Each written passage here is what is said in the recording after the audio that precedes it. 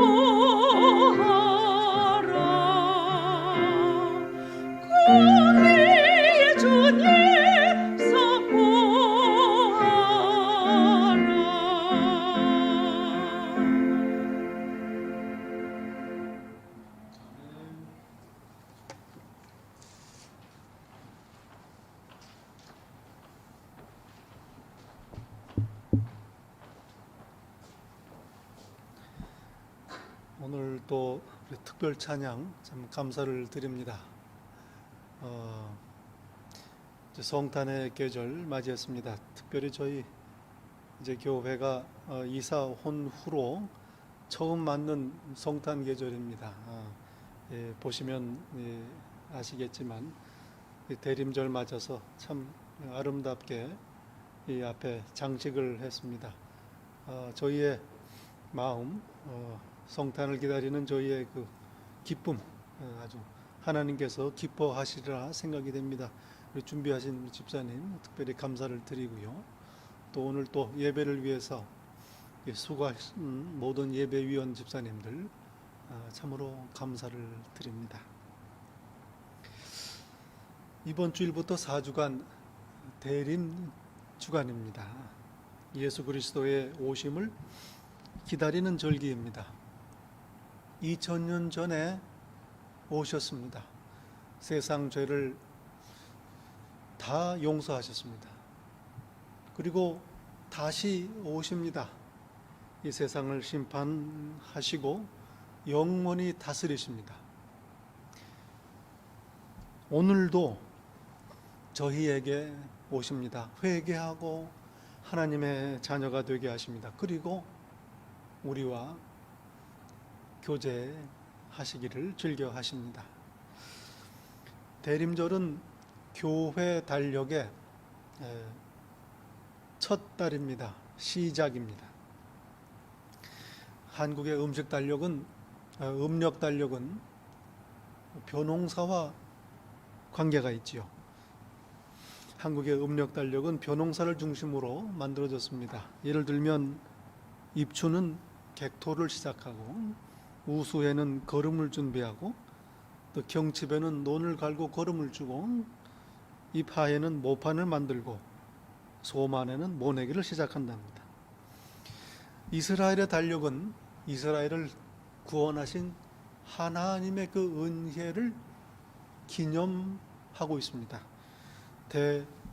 대속죄일로 시작을 해서 6월절에 출애굽을 기념하고, 또 77절에 율법을 주신 은혜를 감사하고, 또 초막절에는 광야 시절을 기억하는 것입니다.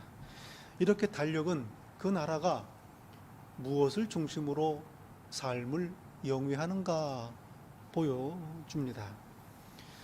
저희 교회의 달력은 대림절로 시작을 합니다. 예수님을 기다리며 한 해를 시작하는 겁니다. 성탄절을 거쳐 사순절을 지나서 예수님의 생애를 기리고, 또 십자가의 죽으심, 부활을 기념하고, 그리고 이 땅에 오신 성령님의 강림을 기념하는 달력입니다. 그리고 우리 교회의 달력은 추수감사절로 한 해가 끝납니다. 예수님을 기다리며 한 해를 시작하고 감사로 한 해를 마무리하는 것입니다. 교회의 삶이요, 성도들의 삶입니다. 어느 섬마을의 노처녀가 무트로 선을 보러 가게 됐답니다. 배를 타고 나가야 하는데 정성을 다해서 단장을 하느라고 시간이 조금 길어졌습니다. 조급해진 이 아가씨가 배를 놓치지 않으려고 부두로 급하게 서둘러 달려갔습니다. 버스에서 내려서 가고 있는데 뱃고동이 울립니다. 아직 시간이 안 됐는데 오늘 배가 조금 일찍 떠나나 보다. 조급해진 이 아가씨는 뾰족 구두를 벗어서 두 손에 들고 달리기 시작했습니다. 배가 벌써 부두에서 조금 떨어져 있습니다. 젖 먹던 힘을 다해서 달려서 점프를 했습니다. 물에 빠지고 말았습니다. 그때 배에 타고 있던 사람들이 말을 했습니다. 뭐가 그리 급했나? 좀 기다리지. 배가 들어오는 중이었답니다. 기다린다는 것, 서두르지 않고 여유 있게 느긋하게 약속을 기다리는 건 얼마나 중요한지 모릅니다. 14세기 중세 유럽의 도미니칸 수도회의 철학자요 신학자였던 시엔나의 캐서린이라는 분이 계십니다. 이분이 기도 중에 하나님께 이렇게 여쭈었습니다. 하나님, 성경을 보면 하나님께서는 성경의 백성들과 아주 가깝게 계십니다. 그런데 왜 저희들과는 그렇게 가깝게 계시지 않습니까? 궁금증을 여쭈었습니다. 그랬더니 하나님께서 대답을 하셨답니다. 성경의 내 백성들은 나를 기다릴 줄 알았다. 정금을 재련하기 위해서는 시간이 걸리고 화가가 멋진 그림을 완성하기 위해서도 시간이 필요하지. 그리고 내 백성의 마음판에 내 사랑을 새겨놓는 것도 시간이 걸리는 일이야. 그들은 그걸 기다릴 줄 알았다. 그래서 네가 보기에 내가 그들과 아주 가깝게 있었다, 그렇게 보이는 거다, 그 대답을 하셨다는 거죠. 당시 이 캐서린이 살던 시대 성도들은 하나님께서 행하실 때까지 기다리지 못하고 안절부절 못하고 자기들이 나서서 하려고 했답니다. 그러니 하나님께서 일하실 기회를 드리지를 못한 겁니다. 14세기 중세의 사람들, 지금 저희들의 눈으로 보면은 느리고 느긋하고 여유 있기 짝이 없지요. 그런데 그들이 하나님 보시기에 조급했다면 오늘날 저희들은 오죽하겠습니까? 말할 것도 없지요. 기다림 참으로 귀한 그러한 신앙의 덕목입니다. 그런 궁금증이 생깁니다. 하나님께서는 왜 중동의 유목민들을 부르셔서 백성으로 삼으셨을까? 그들은 기다릴 줄 알았기 때문입니다. 중동에 사는 유목민들의 삶은 아브라함 시대나 지금이나 변한 게 별로 없습니다. 양떼를 몰고 빈들로 나가면 시간이 멈춘 것 같습니다. 계절의 변화도 없고 1년 내내 들과 산 그 모습입니다. 제가 그 전에 시내산을 오르고 내릴 때 올라갈 때는 새벽에 깜깜할 때 올라가서 잘 못 봤습니다. 내려올 때 해가 떠서 환하게 밝았습니다. 주변의 경치, 그리고 중간에 만났던 그 원주민 유목민들이 기억이 납니다. 세상에 서두를 일이라고는 없을 것 같아 보이는, 시간이 멈춘 것 같은 그러한 곳입니다. 기다림, 그들의 삶의 일부입니다. 그래서 하나님께서는 그들을 백성 삼으신 게 아닌가, 그렇게 생각이 되는 거죠.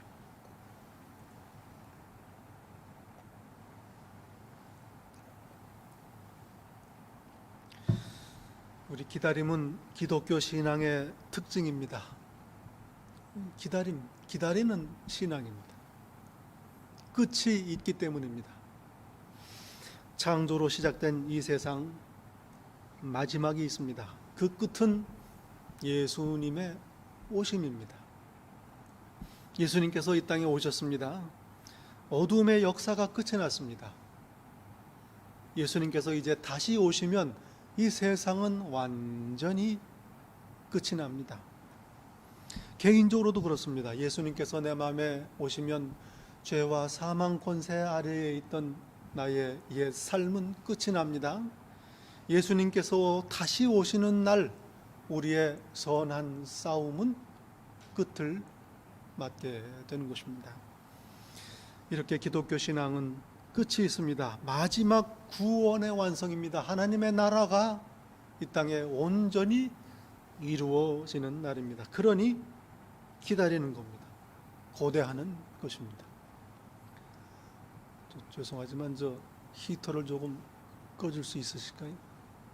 조정이 안 돼요? 네. 성경의 주제 한마디로 하나님의 나라입니다. 하나님의 나라, 구약 성경은 말씀합니다. 하나님께서 다스리신다. 이 세상과 그 안에 있는 모든 것들이 하나님의 것이다. 그리고 하나님께서 통치하신다. 이 세상이 바로 하나님의 나라입니다. 우주적인 하나님의 나라입니다. 주기도문은 하나님의 뜻이 하늘에서 이루어지셨다 고백하지요. 바로 이 뜻입니다. 또한 하나님의 나라는 이 땅에 임했습니다. 이 땅에 사람이 되시어 오신 예수 그리스도 바로 하나님의 나라입니다.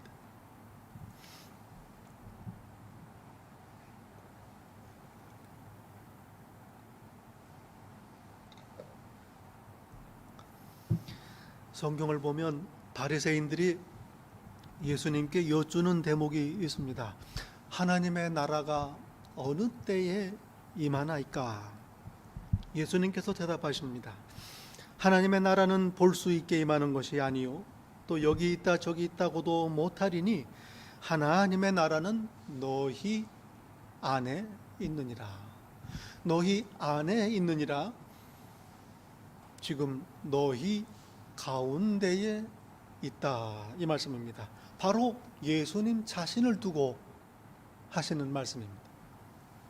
내가 하늘과 땅의 모든 권세를 가졌다.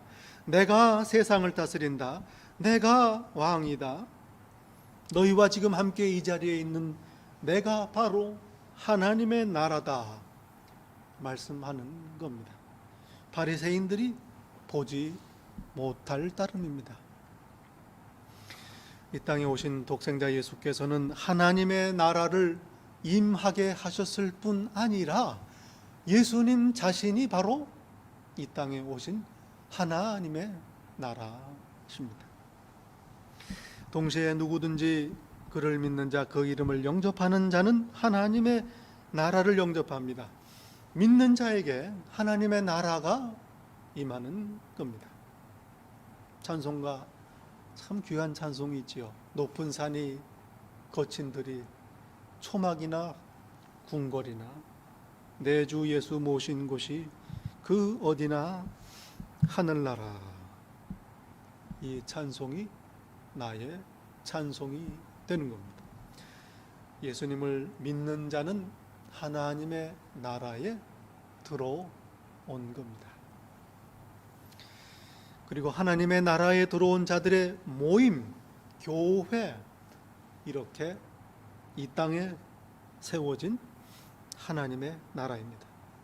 어둠으로 가득한 이 세상에 군데군데 생명의 빛을 비추는 하나님의 나라, 바로 교회입니다. 마지막 날 예수님께서 다시 오실 때 하나님의 나라는 이 땅에 온전히 이루어집니다.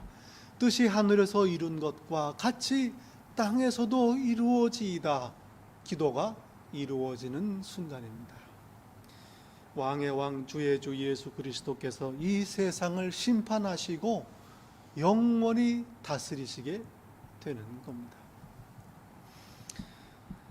예수님의 생애, 이 땅에서의 생애 마지막에 이르러서 예수님께서 예루살렘에 마지막으로 방문을 하십니다.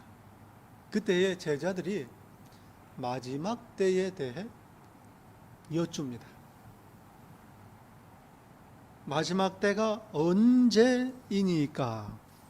언제 이런 일이 있겠나이까? 제자들의 관심은 언제였습니다. 승천하시는 마지막 순간까지도 제자들은 예수님께 여쭙니다. 하늘로 올라가시기 전 예수님께서는 제자들을 다 불러 모으십니다. 작별 인사를 하시려는 거죠. 그런데 제자들은 흥분합니다. 이제는 정말로 군대를 모아 예루살렘으로 진격하시려나 보다. 진짜로 예루살렘을 공격해서 독립을 이루시려나 보다. 그래서 여쭙니다. 나라를 회복하시는 때가 지금이니까 여쭈지요. 그러나 예수님께서는 언제가 아니라 무엇을 말씀하십니다. 마지막 때 어떤 일이 일어나는가? 전쟁, 기근, 하늘의 권능이 흔들립니다. 자연재해, 혼돈과 절망, 두려움과 멸망입니다. 성경은 말씀합니다. 주의 날이 도둑같이 오리니 그날에는 하늘이 큰 소리로 떠나가고 물질이 뜨거운 불에 풀어지고 땅과 그 중에 있는 모든 일이 드러나리로다. 해체입니다. 이 세상이 철거되는 순간입니다. 심판입니다. 새로 짓기 위해서, 하나님의 나라를 임하기 위해서 준비하는 겁니다. 이게 바로 우리가 기다리는 주의 날입니다. 왜 복음입니까? 악한 세상의 심판, 재앙, 멸망은 바로 하나님의 자녀들의 구원이기 때문입니다. 배추 농사를 짓는데 벌레가 가득한 배추밭에 농약을 뿌리지요. 벌레들에게는 재앙입니다. 혼돈과 절망, 두려움과 멸망입니다. 그러나 배추들에게는 구원입니다. 벌레들로부터 안전하게 싱싱하게 자랄 수 있습니다. 그러니 사랑의 농부입니다. 배추를 사랑하는 농부, 그 사랑 때문에 독한 농약을 배추밭에 뿌리는 겁니다. 벌레들을 멸하시는 겁니다. 그동안에 사실은 배추와 벌레들의 밭이었습니다. 그러나 심판이 지나가고 나면 말 그대로 배추밭이 되는 겁니다. 마지막 날 예수님의 재림, 이 세상의 심판이 이와 같습니다. 악한 이 세상을 하나님께서 심판하십니다. 그러나 하나님의 자녀들에게는 구원입니다. 우리가 간절히 다시 나타나심을 기다리는 이유입니다. 여러분, 성경에 말씀하시는 예수님의 재림, 마지막 날, 미래를 말씀하시는 거 아닙니다. 우리가 알든 모르든 무엇을 하든 안 하든 예수님은 다시 오십니다. 그런데 하나님께서는 우리에게 간절한 마음으로 이걸 거듭거듭 알려주십니다. 왜 그러실까요? 사실은 우리의 오늘을 말씀하시는 겁니다. 지금 이 세상 안에 있는 모든 것들, 세상이 귀하게 여기는 것들, 사람들이 자기의 영혼까지라도 팔아서 얻으려고 하는 애쓰는 이 세상의 것들, 돈과 명예와 힘 다 철거된다, 사라진다. 그러니 여기에 마음을 두지 말라. 하늘에 마음을 두라. 그리고 오늘을 살라. 이 말씀을 하시는 겁니다. 아이고, 이 땅의 것, 이 세상, 오늘 내 인생 다 덧없구나. 구름 따라 바람 따라 그냥 살다가 가야지. 그런 허무주의를 말씀하는 거 아닙니다. 현실 도피가 아닙니다. 여러분, 성경을 보면 하나님께서는 오늘 우리의 삶에 얼마나 관심이 있으신지 모릅니다. 이런 말이 있지요. 세상에 세 가지 금이 있다. 소금, 황금, 지금. 그 중에 제일 귀한 게 지금이다. 성경은 말씀합니다. 경건하게 살라, 서로 사랑하라, 주께 충성하라. 한편으로는 어차피 다 철거될 것, 다 없어질 것, 그러니 이 땅에 마음을 두지 말라 하시면서 동시에 경건하게 살라, 사랑하라, 하나님께 충성하라 말씀하십니다. 어찌 된 겁니까? 헷갈립니다. 그러나 바로 이게 철거될 것들, 없어질 것들에 마음을 두지 않고 사는 길입니다. 하늘의 소망을 두는 길입니다. 여러분, 경건과 사랑과 충성, 이 세상에 속한 것 아닙니다. 이 세상에서는 가치가 없는 일들입니다. 세상에는 경고는 없습니다. 들키지만 않으면 됩니다. 들켜도 부끄러운 줄도 모르지요. 자기를 사랑합니다. 그리고 열심히 일하되 자기 욕심을 채우기 위해서 애를 씁니다. 이게 세상입니다. 철거 대상입니다. 참된 경건, 이웃사랑, 주께 충성하는 것, 하늘나라의 것들입니다. 그러므로 오늘 우리가 이 땅을 경건하게 사랑하며 충성하며 산다면 바로 오늘을 하나님의 나라로 사는 겁니다. 19세기 뉴욕의 브루클린에서 사역을 하셨던 우리 장로교 목사님 헨리 밴 다이크라는 목사님께서 이렇게 말씀을 하셨습니다.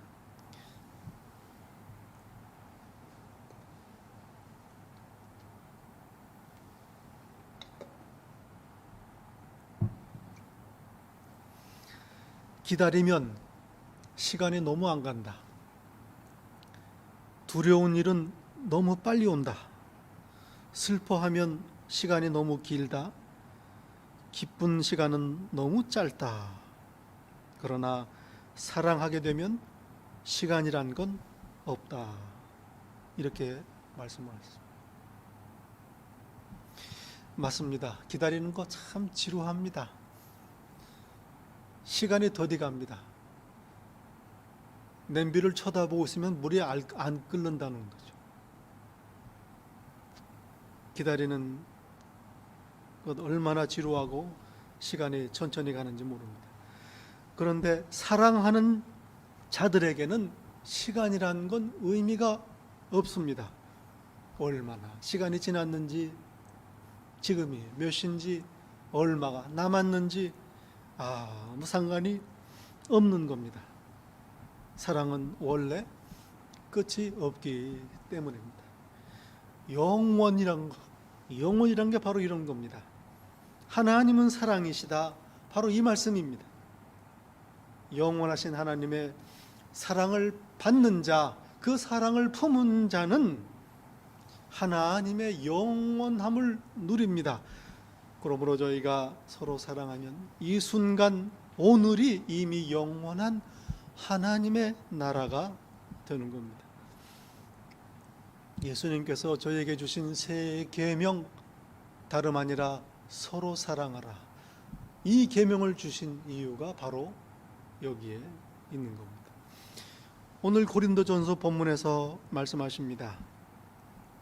이는 너희가 그 안에서 모든 일 곧 모든 언변과 모든 지식의 풍족함으로 너희가 모든 은사에 부족함이 없이 우리 주 예수 그리스도의 나타나심을 기다림이라. 하나님께서 고린도 교회 성도들에게 많은 은사를 주셨습니다. 성도들이 부족함이 없이 하나님의 넘치는 선물 가운데서 다시 오시는 예수님을 기다리도록 하신 겁니다. 하나님께서는 당신의 자녀들이 마지막 날까지 흠없이 강건하게 보존되고 견디기를 원하십니다. 그래서 돌보시고 공급하시고 인도하십니다.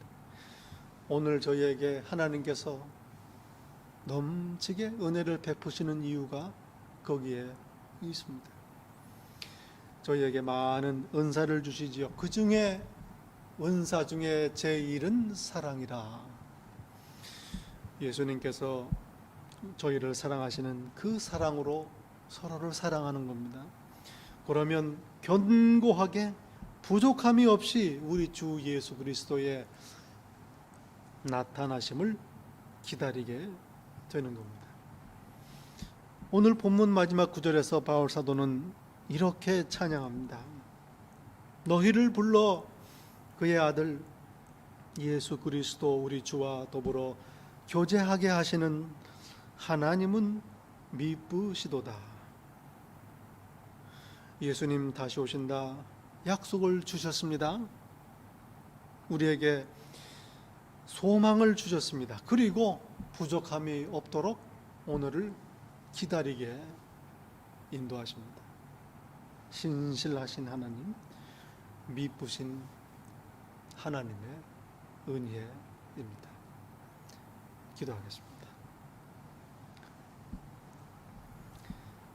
참 좋으신 하나님 아버지, 예수님 다시 오시는 그 귀한 약속 저에게 주신 것 참으로 감사 찬송을 드립니다. 오늘 이 어두운 땅 광야 인생길에서 그 약속을 의지하고 소망을 품고 그리하여 오늘을 오히려 기쁨 속에 살아가게 하시니 감사합니다. 아버지 하나님, 저희들 하나 예수 그리스도의 나타나심을 고대하는 삶을 살게 하소서. 경건하고 사랑하며